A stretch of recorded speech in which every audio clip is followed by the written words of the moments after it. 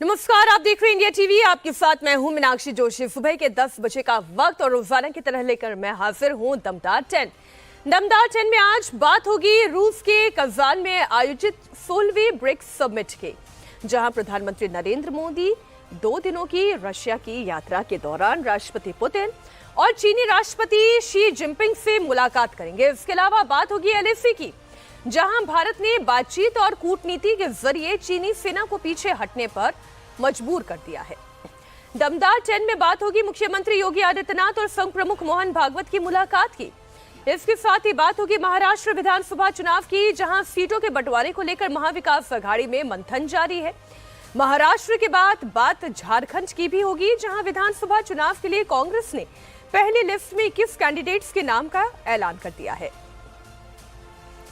प्रियंका गांधी आज वायनाड के दौरे पर हैं। इसके अलावा खबर शिमला के संजौली मस्जिद से भी जुड़ी हुई, जहां अवैध निर्माण को गिराने का काम जारी है। भोपाल में एक युवक को पाकिस्तान से प्रेम कैसे महंगा पड़ गया, बताऊंगी। दिल्ली की दम घोटू हवा के लिए क्या इलाज है दिल्ली सरकार के पास, खबर इससे भी जुड़ी हुई। कहां सिलेंडर फटने से मचा मौत का तांडव। लेकिन सबसे पहले बात प्रधानमंत्री नरेंद्र मोदी के रशिया दौरे की। रशिया और यूक्रेन में जारी जंग के बीच प्रधानमंत्री नरेंद्र मोदी एक बार फिर रशिया के दौरे पर जा रहे हैं। प्रधानमंत्री नरेंद्र मोदी 4 महीने में दूसरी बार रशिया के दौरे पर रवाना हो गए हैं। प्रधानमंत्री रूसी राष्ट्रपति पुतिन के न्योते पर ब्रिक्स सम्मेलन में हिस्सा लेने जा रहे हैं। ब्रिक्स का ये सम्मेलन रशिया के कजान शहर में हो रहा है। बताया जा रहा है कि प्रधानमंत्री मोदी दोपहर करीब 1 बजे रशिया के कजान शहर पहुंच जाएंगे, जहां वो अपने रूसी दोस्त व्लादिमीर पुतिन से मुलाकात करेंगे। पिछले 4 महीने में प्रधानमंत्री नरेंद्र मोदी और पुतिन की यह दूसरी मुलाकात होगी। माना यह जा रहा है कि कजान में प्रधानमंत्री नरेंद्र मोदी की चीन के राष्ट्रपति शी जिनपिंग से भी मुलाकात होगी। रूस के लिए रवाना होने से पहले प्रधानमंत्री मोदी ने सोशल मीडिया प्लेटफॉर्म एक्स पर अपने दौरे के बारे में जानकारी दी और उन्होंने लिखा कि ब्रिक्स सम्मेलन में शामिल होने के लिए रूस के कजान जा रहा हूं। भारत ब्रिक्स के लिए बहुत महत्व देता है और मैं वहां विषयों की एक विस्तृत श्रृंखला पर व्यापक चर्चा के लिए उत्साहित हूं। मैं वहां विभिन्न नेताओं से मिलने के लिए भी उत्सुक हूं। जाहिर है प्रधानमंत्री नरेंद्र मोदी ऐसे किसी भी इंटरनेशनल समिट के लिए पहले से खाका तैयार रखते हैं और उत्साहित भी रहते हैं। तस्वीरें आपके सामने हैं। प्रधानमंत्री मोदी के रशिया दौरे पर पूरी दुनिया की भी निगाहें टिकी हुई हैं, क्योंकि कजान में आयोजित ब्रिक्स सम्मेलन के दौरान प्रधानमंत्री मोदी दुनिया के कई बड़े नेताओं से मिलने वाले हैं। इसमें रूस के राष्ट्रपति व्लादिमीर पुतिन तो हैं ही, साथ ही चाइना के प्रेसिडेंट शी जिनपिंग से भी मुलाकात की संभावना है। बताया जा रहा है कि कजान में चीनी राष्ट्रपति से इस बार हाथ तो मिलेंगे और हो सकता है यहां दोनों नेताओं के बीच में बात भी हो। इसके अलावा तुर्की के राष्ट्रपति तैयब एर्दोगान और ईरानी राष्ट्रपति मसूद पेजेश्कियान के साथ भी मुलाकात की संभावना है। रशिया और यूक्रेन के बीच जारी जंग के बीच प्रधानमंत्री नरेंद्र मोदी का रशिया का ये दौरा कई मामलों में बहुत इंपॉर्टेंट है, लेकिन दुनिया को जिस बात को लेकर सबसे ज्यादा फिक्र है वो है यूक्रेन और रशिया की जंग। माना जा रहा है कि प्रधानमंत्री मोदी एक बार फिर अपने दोस्त पुतिन से जंग रोकने की अपील कर सकते हैं। आपको जानकारी दे दें, इससे पहले प्रधानमंत्री नरेंद्र मोदी जुलाई महीने में ही रशिया के दौरे पर गए थे, जहां उन्होंने रशिया के राष्ट्रपति पुतिन से युद्ध रोकने की बात की थी। प्रधानमंत्री अगस्त के महीने में भी यूक्रेन के दौरे पर गए, जहां उन्होंने यूक्रेन के राष्ट्रपति ज़ेलेंस्की से बात की। फिर पिछले महीने ही की बात कर लें, जहां प्रधानमंत्री नरेंद्र मोदी ने अपना शांति दूत डोभाल को रशिया भेजा था। उन्होंने पुतिन से एक बार फिर से बात की और प्रधानमंत्री मोदी का मैसेज भी व्लादिमीर पुतिन तक पहुंचाया गया। अजीत डोभाल पुतिन की मुलाकात के बाद प्रधानमंत्री मोदी अमेरिका के दौरे पर गए, जहां उन्होंने यूक्रेन के राष्ट्रपति ज़ेलेंस्की से द्विपक्षीय मुलाकात की। दोनों नेताओं के बीच जो चर्चा हुई, इसके बाद आज प्रधानमंत्री मोदी एक बार फिर रशिया जा रहे हैं, जहां वो अपने फ्रेंड पुतिन से द्विपक्षीय बात करेंगे। माना जा रहा है कि इस दौरान वे रशिया और यूक्रेन के बीच मध्यस्थता की कोशिश करेंगे। हमारे सहयोगी देवेंद्र पराशर लाइव जुड़ गए हैं इस खबर पर। देवेंद्र, अगर एक पिन पॉइंटेड टॉपिक की बात करें, वो ऐसे कौन से मुद्दे हैं जो प्रधानमंत्री नरेंद्र मोदी अपने इस समिट में उठाने जा रहे हैं? और इस समिट के हिसाब से देखें तो मीनाक्षी 4-5 चीज़ें बहुत इंपॉर्टेंट होगी। सबसे पहले आप देखें ब्रिक्स के हिसाब से तो भारत हमेशा से इस बात का हिमायती रहा है कि मल्टी पोलर वर्ल्ड ऑर्डर होना चाहिए डेमोक्रेटिक वे में, और उस लिहाज से किसी एक क्षेत्र का कोई आधिपत्य नहीं होना चाहिए। समझा जा सकता है कि भारत की कोशिश दुनिया के दूसरे देशों के लिए कितना महत्वपूर्ण है। और ऐसे में ब्रिक्स जो कि अगर इकॉनमी के हिसाब से बात करें तो दुनिया की तकरीबन 28% इकॉनमी को कंट्रोल करता है।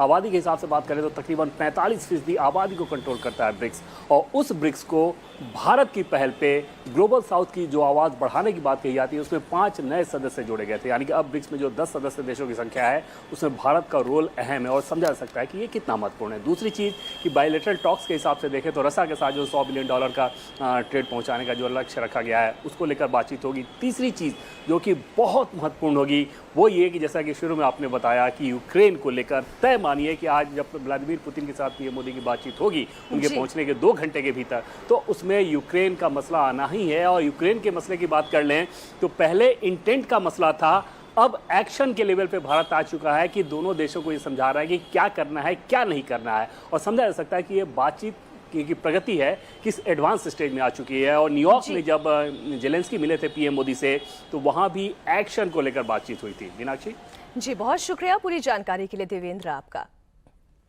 प्रधानमंत्री नरेंद्र मोदी के ब्रिक्स सम्मेलन के दौरान चीन के राष्ट्रपति शी जिनपिंग से मुलाकात हो सकती है, लेकिन इससे पहले ही भारत और चाइना के बीच में बड़ी डील हुई है। एलएसी पर तनाव कम करने के लिए भारत और चीन के बीच एक समझौता हुआ है। विदेश मंत्रालय के मुताबिक भारत और चीन एलएसी पर तनाव कम करने पर राजी हो गया है, यानी दोनों देश अब लाइन ऑफ एक्चुअल कंट्रोल यानी वास्तविक नियंत्रण रेखा से अपनी सेनाओं को पीछे हटाएंगे। दोनों देशों के सैनिक अपनी अपनी सीमा के भीतर ही गश्त करेंगे। डेप्सांग और डेमचौक को लेकर 2020 से पहले वाली स्थिति को ही बहाल किया जाएगा।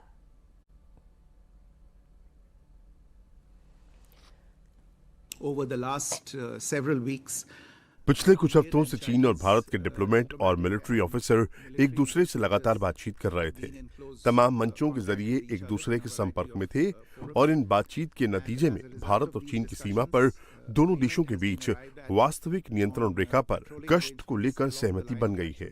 इस वजह से दोनों देश डिसएंगेजमेंट करने और 2020 से खड़े हुए मसलों का समाधान करने पर राजी हो गए हैं और हम इस मामले में जल्द ही आगे जरूरी कदम उठाएंगे। गलवान घाटी में 2020 में हुई हिंसक झड़प के बाद डिसएंगेजमेंट को लेकर दोनों देशों के बीच में कई राउंड की बातचीत हुई थी ताकि एलएसी पर तनाव को कम किया जा सके। जून 2020 की घटना याद करें जब गलवान घाटी से दोनों देशों ने अपनी सेना को पीछे किया। फरवरी 2021 में पेंगफो लेक से ही चीन ने अपने सैनिकों को पीछे कर दिया। अगस्त 2021 जब गोगरा पोस्ट इलाके से भी चीन के सैनिक पीछे किए गए। सितंबर 2022 हॉट स्प्रिंग से चीन के सैनिक को पीछे किया गया। अक्टूबर 2024 और अब जब डेप्सांग और डेमचौक से चीन की सेना पीछे हटेगी, यानी कि 2020 वाली स्थिति को एक बार फिर से कायम करने की कोशिश है। एलएसी पर भारत और चीन के बीच हुए समझौते पर विदेश मंत्री एस जयशंकर ने अपनी खुशी जताई। विदेश मंत्री एस जयशंकर ने कहा कि भारत और चीन के सीमा पर पेट्रोलिंग सिस्टम को लेकर एक समझौता हुआ है। इससे मई 2020 से पहले की स्थिति को वापस बहाल किया जाएगा। उन्होंने कहा कि ये एक सकारात्मक और अच्छा घटनाक्रम है।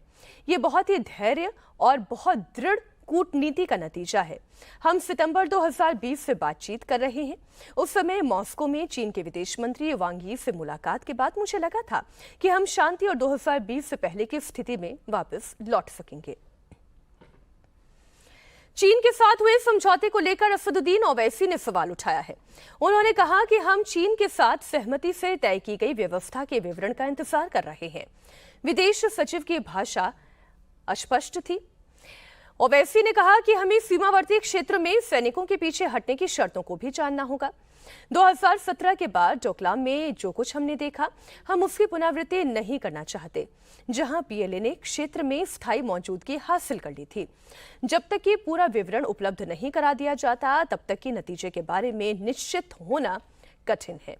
जाहिर है असदुद्दीन ओवैसी अभी फिलहाल की परिस्थितियों पर पूरी तरह से विश्वास नहीं करना चाहते। अब बात करेंगे दो राज्यों में होने वाले विधानसभा चुनावों की। महाराष्ट्र में आज से नामांकन की प्रक्रिया शुरू हो चुकी है। बीजेपी को अपनी पहली लिस्ट जारी किए 2 दिन हो चुके हैं, लेकिन महाविकास आघाड़ी में सीटों को लेकर घमासान है कि थमने का नाम नहीं ले रहा है। इसी विवाद को सुलझाने के लिए आज मुंबई में महाविकास आघाड़ी नेताओं की अहम बैठक है। इस दौरान शरद पवार, उद्धव ठाकरे, कांग्रेस की तरफ से बाला साहेब थोराट मौजूद रहेंगे। बैठक में सीट शेयरिंग को लेकर पिक्चर क्लियर हो सकती है। इस बैठक से पहले दोपहर 12 बजे बाला साहेब थोराट मातोश्री जाकर उद्धव ठाकरे से मुलाकात करेंगे। माना जा रहा है कि वो इस दौरान टिकट फॉर्मूले को लेकर दिल्ली में क्या बातचीत हुई, इसकी जानकारी उद्धव को दे सकते हैं। कल शाम को दिल्ली में कांग्रेस केंद्रीय चुनाव कमेटी की बैठक हुई थी। इस दौरान थोराट, नाना पटोले समेत महाराष्ट्र कांग्रेस के बड़े नेता मौजूद थे। सीट बंटवारे में जैसे जैसे देरी हो रही है, उद्धव ठाकरे की बेचैनी बढ़ती जा रही है, लेकिन इसका बहुत ज्यादा असर कांग्रेस पर अभी तक नजर नहीं आया है। कांग्रेस और शिवसेना यूबीटी के बीच कई सीटों पर अभी तक मतभेद बना हुआ है। अब कहा यह जा रहा है कि अगर सीट बंटवारे का पेच सुलझा तो कांग्रेस अपनी पहली लिस्ट आज ही जारी कर सकती है, नहीं तो कल पहली लिस्ट सामने आ जाएगी। लेकिन क्या महाविकास आघाड़ी में सीट शेयरिंग फॉर्मूला तय हो गया है? इस पर कोई बोलने के लिए तैयार नहीं है। शरद पवार की पार्टी और उद्धव ठाकरे की पार्टी भी आज या कल अपनी पहली लिस्ट जारी कर सकती है। मुंबई में महाविकास आघाड़ी की इस बैठक का पिछले 2 दिनों से इंतजार किया जा रहा है। पहले यह बैठक कल होनी थी, लेकिन महाराष्ट्र कांग्रेस अध्यक्ष नाना पटोले समेत पार्टी के सभी सीनियर नेताओं की दिल्ली में मौजूदगी के कारण इसे कल टाल दिया गया। अब ये बैठक आज दोपहर 3 बजे होगी।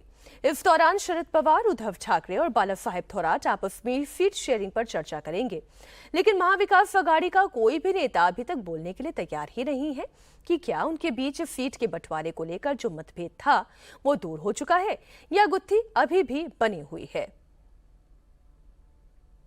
25 तारीख को हमारे सेंट्रल इलेक्शन कमेटी का मीटिंग एक बार और होगा।